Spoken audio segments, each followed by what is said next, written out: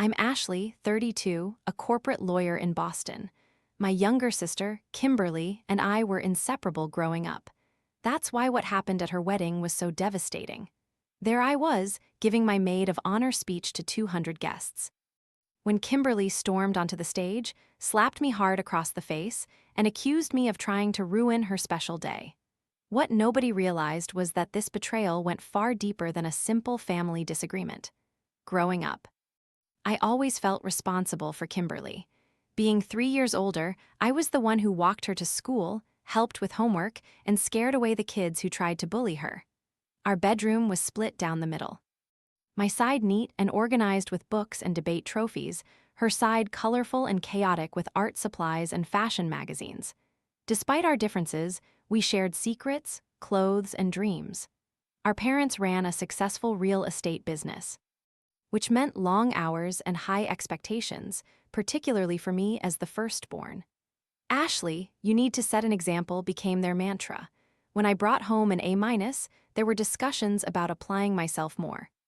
While Kimberly's BS were celebrated with ice cream, I never resented this difference, though. Kimberly had a creativity and social ease I admired but could never quite master. In high school, our paths diverged further. I was student council president, debate team captain, and focused on my pre-law track. Kimberly became the artistic spirit, involved in drama club and yearbook design. She had a new boyfriend every few months. While I dated the same serious-minded guy throughout junior and senior year. Despite our different circles, we remained close. Friday nights were sacred sister time, movies, popcorn, and talking until Mom yelled at us to go to sleep. College tested our bond. I went to Northwestern, while Kimberly stayed closer to home at the Rhode Island School of Design. During her sophomore year, Kimberly called me at 3:00 in the morning, sobbing. Her boyfriend had cheated on her with her roommate, and she was failing 2 classes. I drove 6 hours through the night to be with her, helped her move to a new apartment, and stayed for a week organizing her assignments. My own midterms suffered. But seeing her back on her feet was worth it. "You're always saving me, Ash," she had said. "Someday I'll find a way to repay you." After graduation, our lives took predictable turns. I went to law school, then joined a prestigious firm with grueling 80-hour work weeks. Kimberly bounced between graphic design jobs, always finding her bosses too controlling or the work too corporate. She lived in a cute apartment with constantly changing roommates. While I purchased a sensible condo close to my office, the first signs of trouble emerged during family gatherings. When I received a promotion at 30, Kimberly's congratulations felt forced. "Must be nice having everything figured out," she commented, swirling her wine glass. "Some of us are still trying to find our way." I brushed it off, attributing her reaction to a recent job loss. Then came James. Kimberly met him at a gallery opening I had invited her to as my +1. My firm represented the artist, and I couldn't attend alone. James was charming, with perfectly styled hair and an expensive watch. He claimed to be an investment consultant, though his explanation of his work seemed deliberately vague. When Kimberly wasn't looking, I caught him checking price tags on sculptures and calculating tips with suspicious precision. "He's perfect," Kimberly gushed on our ride home, "and he thinks I'm amazing. Did you see how he couldn't take his eyes off me? He seems nice," I replied cautiously. "Just take your time getting to know him. Not everyone overthinks everything like you do, Ashley," she had said, her tone suddenly sharp. "Sometimes you just know." Over the next few months, James became a fixture at family dinners. He charmed our parents with stories about wealthy clients and exotic business trips.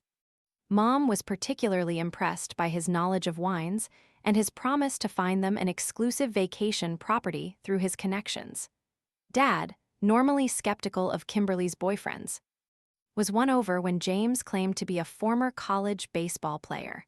Only I seemed to notice the inconsistencies. James once mentioned growing up in Seattle, then later referred to his childhood home in Chicago. He said he graduated from Wharton, but seemed unfamiliar with campus landmarks when I mentioned a case competition I'd attended there. Whenever I asked specific questions about his work, he would deflect with industry jargon or change the subject entirely. Your sister's boyfriend gives me weird vibes, Rebecca, my childhood friend, commented after meeting him at my birthday dinner. He keeps name-dropping, but something feels rehearsed. I nodded, relieved someone else noticed. I've tried mentioning it to Kim, but she thinks I'm being overprotective. Be careful, Rebecca warned. People in love don't always want to hear the truth. Those words would prove prophetic in ways I couldn't imagine. The engagement announcement came just 11 months after they'd met. Kimberly called at midnight, her voice breathless with excitement. He proposed on the rooftop of the Mandarin Oriental with champagne and roses everywhere. I'm getting married, Ash. My stomach tightened, but I forced enthusiasm into my voice. That's amazing, Kim. I'm so happy for you. Have you thought about dates yet? We're thinking October, just 6 months away. James says, why wait when you found your soulmate? And Ashley, her voice softened. Will you be my maid of honor? I can't imagine anyone else standing beside me. Despite my reservations, tears filled my eyes. Of course I will. I'd be honored. I threw myself into maid of honor duties with the same dedication I gave to legal cases. I created spreadsheets for vendor comparisons, organized bridal shower games, and researched bachelorette destinations that would accommodate everyone's budgets. My assistant at work started calling it the wedding case. The first real conflict erupted during dress shopping. Kimberly had chosen a high-end boutique where the starting price for gowns was $5,000. Mom and Dad agreed to contribute, but this seems excessive, I suggested gently. There are beautiful dresses at half this price. Kimberly's face darkened. Of course you'd say that. Not everyone wants to look like they're heading to a business meeting on their wedding day. That's not what I meant. Just because you're still single and saving for retirement at 30 doesn't mean I have to live like that. James says I deserve the best. The comment stung, but I let it go. Similar incidents followed.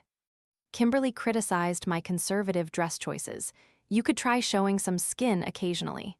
My work schedule, no wonder you're single, you're married to your job. And even my hair, have you considered highlights? You look washed out. Meanwhile, James became increasingly cold toward me when Kimberly wasn't watching. At the engagement party, I overheard him on the phone in the hallway arguing about payment terms and mentioning high interest. When he spotted me, he abruptly ended the call and gave me a tight smile. Everything okay? I asked. Just business, nothing a lawyer would find interesting. A few weeks before the wedding, I received a call from a collection agency looking for James Morty. They were trying to locate him regarding an unpaid debt of nearly $30,000. My heart sank. Morty? I remembered James mentioning growing up in Seattle, then Chicago. I started digging. My legal skills, usually reserved for corporate clients, were now focused on my sister's fiancé. It wasn't hard to find discrepancies. James Miller had no verifiable past, no Wharton degree, no investment firm, no wealthy family. He had a string of aliases and a history of small-time fraud. He was a con artist, and Kimberly was his next target. I compiled a folder of my findings: fake IDs, court records, even a police report from a woman who had lost her life savings to him. I knew I had to show Kimberly. But I also knew how she would react. I scheduled a coffee meeting, trying to keep my voice neutral. Kim, there's something important I need to show you about James. Her eyes narrowed. What now, Ashley? Are you going to tell me he's not good enough for me again? No, this is different. This is serious. I laid the folder on the table. He's not who he says he is. He's a con man. Kimberly picked up the papers, her face turning pale as she read. Then a slow flush of anger spread across her cheeks. This is ridiculous. You made this up, didn't you? You're just jealous because I'm happy and you're not. Kim, please, this is real. He's going to hurt you. She threw the folder back at me. Get out of my life, Ashley. I don't want you at my wedding. I don't want you anywhere near me. She stormed out of the cafe, leaving me alone with the damning evidence. I called our parents, hoping they would listen. Mom was dismissive. Ashley, you're always so dramatic. James is a lovely young man. Kimberly is finally happy. Don't you dare ruin this for her. Dad, usually more pragmatic, sided with Mom. Your sister is in love. Let her be. You're being overprotective. Rebecca was the only one who believed me, but even she advised caution. You've done what you can, now it's her choice. Don't push her away completely. Despite Kimberly's outburst, I couldn't abandon her. I decided I would still attend the wedding, hoping that seeing me there, supporting her, might eventually open her eyes. I had to be there for her, even if she hated me for it. The wedding day arrived, a lavish affair that must have cost a fortune. The venue was breathtaking, every detail meticulously planned, far exceeding the original budget, and the result was admittedly stunning. I was seated at the head table, picking at my salmon while reviewing my maid of honor speech in my head. I had rewritten it dozens of times in the past few days, removing any hint of my reservations. What remained was a collection of childhood memories and wishes for their happiness. Whatever came after today. At least I wouldn't have ruined her wedding. When the DJ called me up for the speech, I smoothed my dress and approached the microphone. 200 faces turned toward me expectantly. For those who don't know me, I'm Ashley, Kimberly's big sister. And today her very proud maid of honor. My voice came out steadier than I felt. When we were little, Kimberly used to say she wanted to be just like me when she grew up. The irony is that as we've gotten older, I've often wished I could be more like her, fearless, creative, and able to light up any room she enters. I shared anecdotes about our childhood, Kimberly's disastrous attempt to cut my hair, our lemonade stand that turned into a mud pie business after a rainstorm, staying up all night talking about our futures. The crowd laughed at all the right moments, and I could see Kimberly's expression softening. Kimberly has always followed her heart, I continued, which led her to James. I turned toward the groom, and something in his expression made me pause. He was staring at me with naked hostility, his jaw clenched. That momentary hesitation was all it took. Before I could continue, Kimberly was suddenly beside me, grabbing the microphone. "That's enough," she hissed, then turned to the stunned crowd. "My sister thinks she knows everything about everyone." What she was about to say is that she doesn't approve of my choice to marry James. "Kim, that's not—" The slap came out of nowhere, her palm connecting with my cheek with enough force to snap my head sideways. The sound echoed through the silent ballroom. "You would ruin the happiest day of my life with your jealousy," she shouted, her voice breaking. "You couldn't stand that for once. Something was about me instead of perfect Ashley." I stood frozen, my cheek burning as 200 guests witnessed my humiliation. James appeared beside Kimberly, putting his arm around her protectively while giving me a look of smug satisfaction. "I think you should leave," he said loudly enough for the front tables to hear. In that moment, I couldn't have formed words if I tried. I walked off the stage on shaky legs, past shocked relatives and friends, not looking at anyone. As I reached the exit, I heard the DJ awkwardly announce, "Let's get the party started." As music began playing, outside in the parking lot, tears finally came. My phone buzzed with a text from Rebecca, who had witnessed everything. "I'm so sorry, that was horrible. Call me when you're ready to talk." Not a single text from my parents. I drove home in my fancy dress, mascara streaking down my face, my sister's handprint still warm on my cheek. For 2 weeks, I moved through life like a ghost. I took sick leave from work for the first time in my career, unable to face client meetings with my usual confidence. I ignored calls from relatives wanting gossip about the wedding incident. My parents left one voicemail saying they were disappointed in how things turned out and that they'd talk when things settled down. They were accompanying Kimberly and James on their honeymoon as a wedding gift, a cruise I knew my father couldn't really afford. Rebecca brought me soup and sat with me through evenings when I alternated between tears and angry monologues. I was only trying to protect her, I kept saying. Why couldn't anyone see that? "People believe what they want to believe," Rebecca responded, "especially about love." On day 16 of my self-imposed isolation, I received a call from an unknown number. "Is this Ashley Wilson?" a woman's voice asked. "Yes, who's calling?" "My name is Lauren Donoghue. You don't know me, but I'm James Miller's ex-girlfriend, or James Morty as I knew him." My heart raced. "How did you find me?" "I saw a wedding announcement in the Boston Globe." I recognized him immediately despite the name change. "I've been trying to work up the courage to call." She paused. "We should meet in person. There's a lot you need to know." We arranged to meet at a quiet cafe the next day. Lauren was petite with wary eyes and a nervous habit of twisting her wedding ring. Not from James, she explained quickly, but from my current husband. I dated James for 14 months, she began after ordering coffee. He was charming, attentive. Everything I thought I wanted. He proposed with a gorgeous ring. We planned an expensive wedding. 3 weeks before the date, I discovered he'd emptied our joint savings account of $22,000. My stomach dropped. What happened? When I confronted him, he claimed he'd made a bad investment but would fix everything. I believed him until his other lies started unraveling. The job at a hedge fund? Fabricated. The wealthy family? Non-existent. The Harvard degree. Never happened. She pulled out a folder eerily similar to the one I'd shown Kimberly. After I broke things off, I learned about 2 other women before me. Same pattern. Whirlwind romance, financial entanglement, disappearing money. He's not just a con man, Ashley. He enjoys the process, making women fall for him, turning them against their support systems, then taking everything. I tried to warn my sister, I said quietly. Nobody believed me. Lauren nodded grimly. That's his specialty. He isolates his targets. She slid several papers across the table. These are records of his previous identity, police reports I filed, and statements from other victims. I was too embarrassed to pursue charges at the time. Which I deeply regret now, but maybe with your sister's story, we can finally put him away. Armed with Lauren's evidence, I called my parents. This time, their tone was different. They had just returned from the cruise, which had been cut short. James had disappeared halfway through, along with a significant portion of their retirement savings, which he had convinced them to invest in a sure thing. The exclusive vacation property was a scam.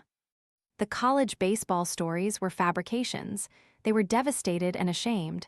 We should have listened to you, Ashley, my father said, his voice thick with regret. We were so foolish.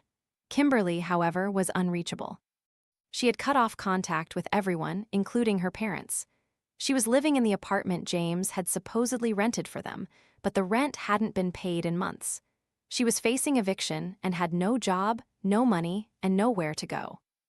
My parents and I spent weeks trying to find her. When we finally did, she was a shell of her former self, angry, heartbroken, and utterly broken. It took months for Kimberly to begin healing.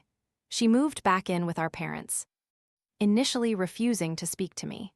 The slap, the public humiliation, the feeling of being betrayed by her own sister, it was all too much for her to process alongside the deeper betrayal of James. Our parents insisted we all go to family therapy. It was a long, painful process. Kimberly finally admitted she had seen the red flags, but James had been so charming, so convincing, and she had wanted so desperately to believe in the fairy tale he painted. She also confessed to feeling overshadowed by my successes, believing that James was the one person who saw her as special, not just Ashley's little sister. My own need to save her, a habit from childhood, had inadvertently pushed her further into James's arms. We both had to confront our roles in the disaster. The therapist helped us develop better communication strategies and boundaries. Kimberly learned to assert herself without defensiveness. I practiced stepping back and listening without immediately offering solutions. Our parents worked on treating us as the adults we'd become. Slowly, the financial wounds healed, too. My parents restructured their retirement plans. Kimberly's design business grew steadily as she channeled her experience into her work, attracting clients who appreciated her newfound confidence and professionalism. 1 year after the disastrous wedding, Kimberly started dating again. Cautiously this time. Michael was a high school math teacher she met through a friend. With a simple lifestyle and transparent finances he willingly shared early in their relationship. He's nothing like James, she told me over coffee. No flashy promises or whirlwind romance, just genuine kindness and honesty. He sounds wonderful, I said sincerely. I'm taking it slow. We've been dating 3 months and he still hasn't seen my apartment. She smiled. But he did pass the Ashley test when you interrogated him at dinner last week. I did not interrogate him. I asked perfectly normal questions about his teaching philosophy. And his credit score and relationship with his mother, she teased. I laughed, grateful we could joke about it now. Old habits die hard. 2 months later, I was surprised when Kimberly invited me to lunch alone. She seemed nervous, fidgeting with her napkin. "Michael asked me to move in with him," she blurted out. "I wanted to get your thoughts before I decide." The old Ashley would have immediately listed pros and cons, checked his lease agreement, and suggested a detailed timeline. Instead, I asked, "What does your heart tell you?" She looked surprised. "That I'm scared but excited. That he's nothing like James, but I'm still afraid of making another mistake." "Those are valid feelings. What would make you feel more secure about the decision?" She considered this. "Maybe a longer timeline. And keeping my own place for a few months as a safety net. That sounds reasonable. You don't have to rush." Her eyes filled with tears. "Thank you for not telling me what to do, for trusting me to make my own decision." "That's what sisters are for," I replied, supporting each other's choices, even when they're different from what we might choose ourselves. 6 weeks later, Kimberly moved in with Michael, maintaining her own apartment lease for 3 additional months as planned. They established joint expenses while keeping separate accounts, her idea, which made me prouder than I could express. During this time, my own life expanded beyond work and family drama. I started dating a litigation attorney from a neighboring firm, took up hiking on weekends, and even considered a long overdue vacation. At dinner recently, Kimberly raised her glass in a toast to sisters who sometimes slap sense into each other, literally and figuratively. To growth, I countered, and to recognizing that love sometimes means stepping back instead of taking over. And to James, she added unexpectedly, who taught me what I don't want and inadvertently showed me what I truly need. We clinked glasses, our laughter healing the final cracks between us. The public humiliation of being slapped in front of 200 wedding guests has faded into a story we now tell with rueful smiles rather than tears. The lessons, however, remain vivid. Trust your instincts. True love doesn't need to rush. And sometimes the line between protection and interference is razor thin. I still believe truth is more important than keeping peace. But I've learned that how and when you deliver that truth matters deeply. Kimberly has grown to value security and transparency over grand gestures and excitement. And our family has learned that supporting someone doesn't always mean shielding them from potential mistakes. As for James, last we heard, he was serving time for fraud. His charming smile now reserved for prison visitors. Sometimes I wonder if he ever feels remorse for the emotional destruction he caused, or if we were simply characters in his ongoing performance. Has someone you love ever mistaken your protection for interference? Have you ever had to stand by while watching someone make a mistake you couldn't prevent? Share your story in the comments below. Don't forget to like this video. Subscribe to hear more family tales and hit that notification bell. Sometimes the most painful moments in our lives become our greatest teachers. Thank you for listening to my story, and remember, love doesn't require perfection. Just presence and patience.